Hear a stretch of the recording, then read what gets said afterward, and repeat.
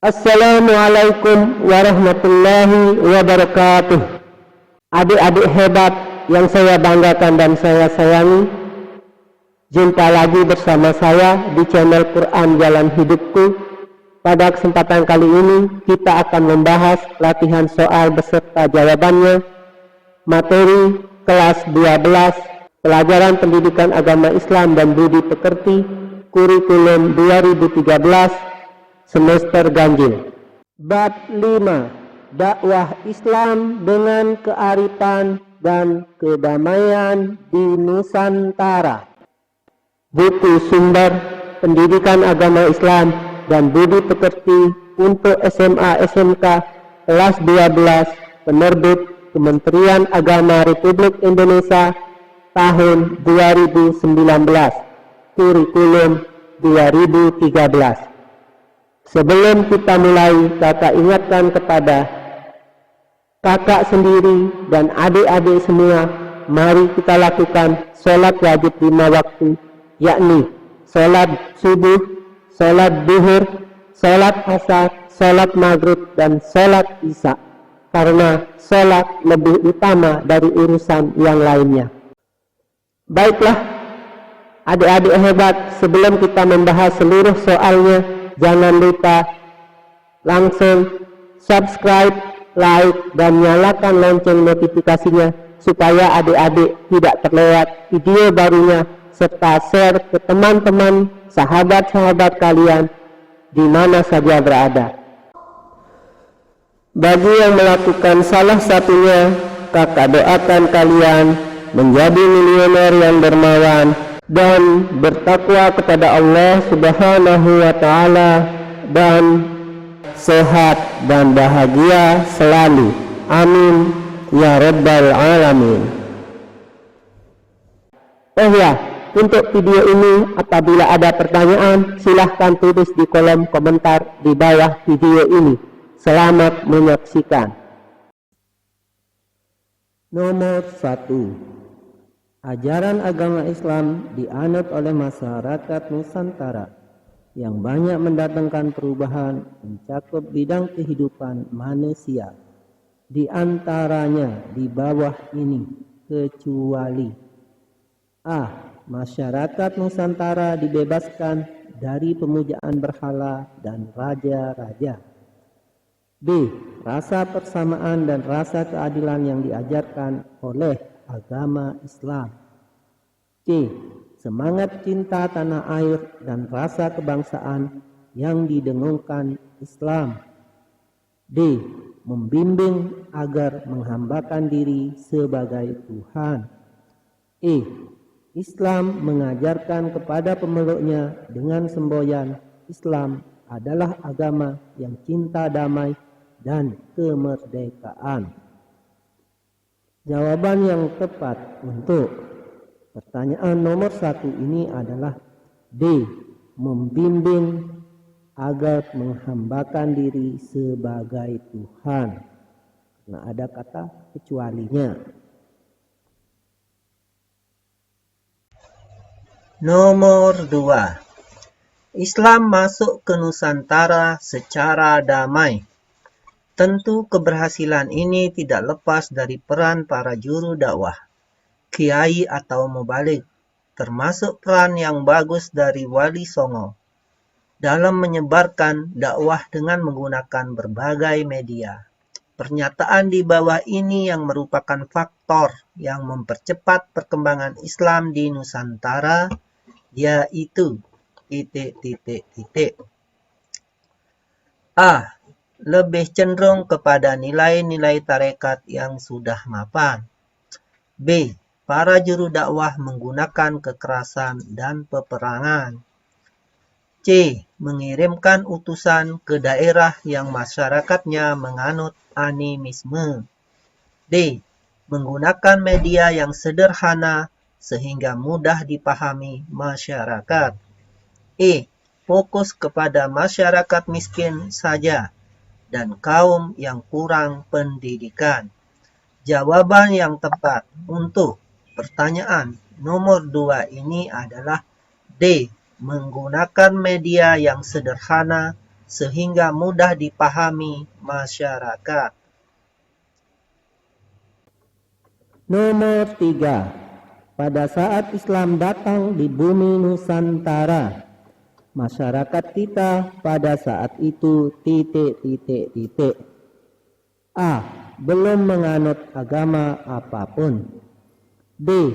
Menganut paham animisme dan dinamisme. C. Sudah menganut aliran paganisme. D. Masih sangat primitif. E. Sudah menganut agama yang ada. Jawaban yang tepat untuk pertanyaan nomor 3 ini adalah E. Sudah menganut agama yang ada. Nomor 4. Kerajaan Islam yang pertama kali berdiri di Nusantara adalah A. Kerajaan Islam Samudra Pasai. B. Kerajaan Islam Demak. C. Kerajaan Islam Banten. D. Kerajaan Islam Ternate Tidore. E. Kerajaan Islam Sukadana (Kalimantan Barat). Jawaban yang tepat untuk pertanyaan nomor 4 ini adalah A. Kerajaan Islam Samudra Pasai. Nomor 5. Tersebut di bawah ini adalah raja-raja yang memerintah Samudra Pasai, kecuali A. Sultan Al-Malikus Saleh. B. Sultan Al-Malikus Zahir 1. C. Sultan Al-Malikus Zahir 2. D. Sultan Muhammad Syafruddin. E. Sultan Iskandar. Jawaban yang tepat untuk pertanyaan nomor 5 ini adalah D. Sultan Muhammad Syafruddin. Nomor 6. Nama asli dari Sultan Al-Malikus Saleh adalah A. Zainal Abidin. B. Marah Sili. C. Iskandar Muda. D. Ramdi Salat. E. Muhammad Syarifuddin. Jawaban yang tepat untuk pertanyaan nomor 6 ini adalah Marah Sili. Nomor 7. Para saudagar muslim mancanegara yang datang di Pasai adalah sebagai penyebab ramainya pelabuhan internasional di Pasai saat itu. Saudagar tersebut datang dari A. Arab, Mesir, dan Afrika. B. Arab, Persia, dan India.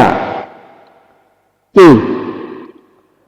Arab (Makkah, Madinah, Pakistan, dan India. D. Arab, Baghdad, dan Afrika Utara. E. Arab (Makkah, Madinah, Iran, dan Afrika Selatan. Jawaban yang tepat untuk pertanyaan nomor 7 ini adalah D. Arab, Persia, dan India. Persia itu sekarang disebut negara Iran. Nomor 8. Kerajaan Islam Samudra Pasai mengalami kemunduran sejak terjadinya penyerbuan A. Kerajaan Mataram. B. Kaum pemberontak yang tidak dikenal. C. Tentara sekutu. D. Perampokan yang membabi buta. E. Kerajaan Majapahit. Jawaban yang tepat untuk pertanyaan nomor 8 ini adalah E. Kerajaan Majapahit. Nomor 9. Di antara wali Songo yang dikenal sebagai pencipta dan bapak wayang kulit adalah A. Ja'far Shodiq. B. Maulana Malik Ibrahim. C. Makdum Ibrahim. D. Raden Syahid. E. Raden Rahmat. Jawaban yang tepat untuk pertanyaan nomor 9 ini adalah D. Raden Syahid. Nomor 10. Memberi fatwa dan nasihat mengenai masalah keagamaan dan kemasyarakatan kepada pemerintah dan umat Islam, umumnya sebagai amar ma'ruf nahi mungkar, dalam usaha meningkatkan ketahanan nasional merupakan salah satu fungsi A. MUI. B. Kementerian Agama. C. DBII. D. Ulil Amri. E. KUA. Jawaban yang tepat untuk pertanyaan nomor 10 ini adalah A. MUI. Kepanjangan MUI, Majelis Ulama Indonesia. Baiklah, kita lanjut untuk membahas soal uraian. Nomor 1. Jelaskan 5 penyebab utama agama Islam dapat dengan cepat menyebar di Nusantara. Jawaban nomor 1. 5 penyebab utama agama Islam dapat dengan cepat menyebar di Nusantara. A. Adanya dorongan kewajiban bagi setiap muslim muslimah, khususnya para ulamanya, untuk berdakwah menyiarkan Islam sesuai dengan kemampuan mereka masing-masing. B. Adanya kesungguhan hati dan keuletan para juru dakwah untuk berdakwah secara terus-menerus kepada keluarga, para tetangga, dan masyarakat lainnya. C. Persyaratan untuk memasuki Islam sangat mudah. D. Ajaran persamaan hak dalam Islam. E. Raja-raja Islam yang ada di berbagai wilayah Nusantara ikut berperan aktif melaksanakan kegiatan dakwah Islamiyah. Soal nomor 2. Ceritakan secara singkat tentang Sunan Kudus. Jawaban nomor 2. Nama asli Sunan Kudus adalah Ja'far Shadiq. Beliau lahir pada pertengahan abad ke-15 dan wafat pada tahun 1550 Masehi dalam kurun 960 Hijriah. Beliau berjasa dalam menyebarkan Islam di daerah Kudus dan sekitarnya, Jawa Tengah bagian utara. Untuk melancarkan mekanisme dakwah Islam, Sunan Kudus membangun sebuah masjid yang terkenal sebagai Masjid Menara Kudus, yang dipandang sebagai warisan kebudayaan Islam Nusantara. Sunan Kudus juga terkenal sebagai seorang sastrawan. Di antara karya sastranya yang terkenal adalah Gending, Mas Kumambang, dan Nijil. Nomor 3. Jelaskan peranan organisasi Nahdlatul Ulama dan Muhammadiyah pada masa Perang Kemerdekaan Nusantara? Jawaban nomor 3. Peranan organisasi Nahdlatul Ulama dan Muhammadiyah pada masa Perang Kemerdekaan Indonesia. Peranan NU pada masa perang yaitu banyak melakukan usaha untuk memajukan dan memperbanyak pesantren, madrasah, serta pengajian-pengajian dengan maksud memajukan Islam dan kaum muslimin.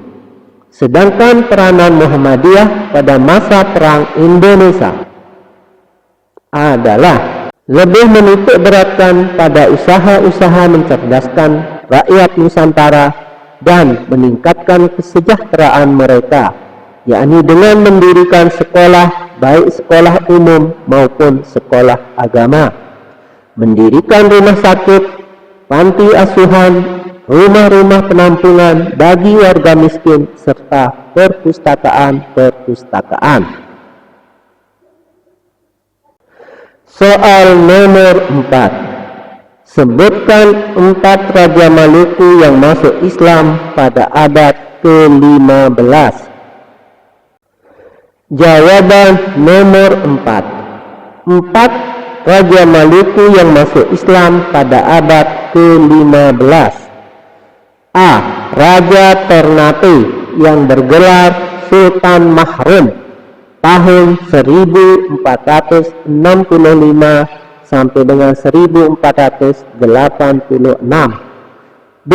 Raja Tidore bergelar Sultan Jamaluddin. C. Raja Jailolo berganti nama dengan Sultan Hasanuddin. D. Raja Bacan masuk Islam pada tahun 1520 dan bergelar Sultan Zainal Abidin. Soal nomor 5. Jelaskan tentang MUI dan ICMI. Jawaban nomor 5.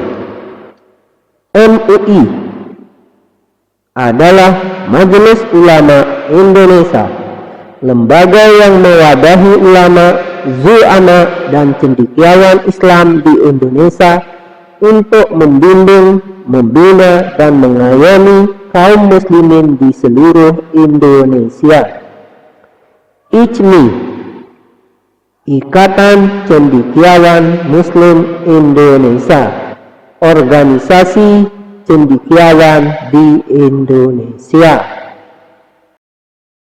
Baiklah adik-adik yang saya banggakan, demikianlah pembahasan soal-soal kelas 12 materi pendidikan agama Islam dan budi pekerti kurikulum 2013 semester ganjil. Bab 5. Dakwah Islam dengan kearifan dan kedamaian di Nusantara. Semoga channel ini bermanfaat.